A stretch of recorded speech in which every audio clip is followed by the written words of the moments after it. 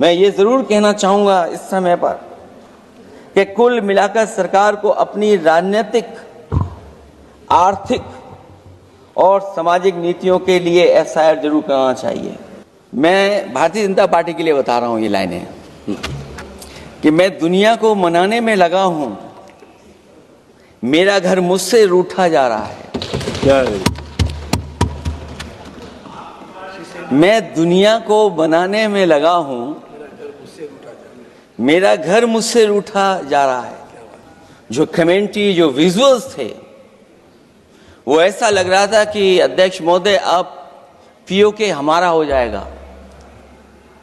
हालांकि सरकार के इंजनों को मैं टकराता हुआ देखता हूं। हो सकता है ये मेरा भ्रम हो,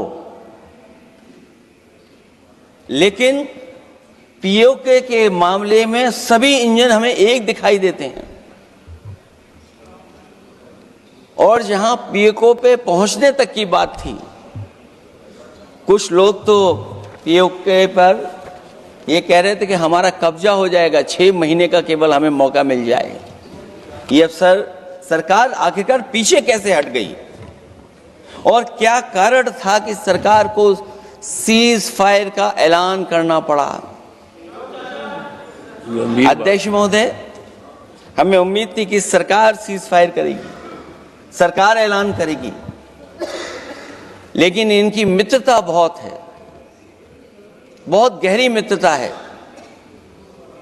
और उसका परिणाम यह है कि इन्होंने अपने मित्र से ही कहा कि आप ही सीज फायर अनाउंस कर दीजिए, हमारी कोई जरूरत नहीं है, हम सीज फायर आपसे ही स्वीकार कर लेंगे।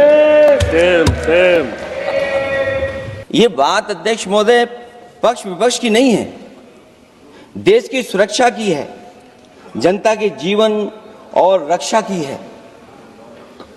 हम सब मिलकर के कोई ऐसी नीति रणनीति बनाते क्यों नहीं है जिससे सीमाएं हमेशा शांत रहें, कि जनता के इमोशंस का लाभ आप उठा रहे शासन करने के लिए। जनता का इमोशन का लाभ उठाती है सरकार, और आखिरकार सिक्योरिटी लैब्स की जिम्मेदारी कौन लेगा? तो कम से कम ये जानकारी देनी चाहिए सदन को, देश की जनता को, कि जिस समय सरकार में ये भारतीय जनता पार्टी आई है और आज जब हम सदन में चर्चा कर रहे हैं, तो हमारे भारत का क्षेत्रफल क्या है। लेकिन भाजपा याद रखें, बयान बदलवाने से सच नहीं बदल जाता है। सच तो यह है कि ऑपरेशन सिंदूर का होना ही सरकार की विफलता का प्रतीक है।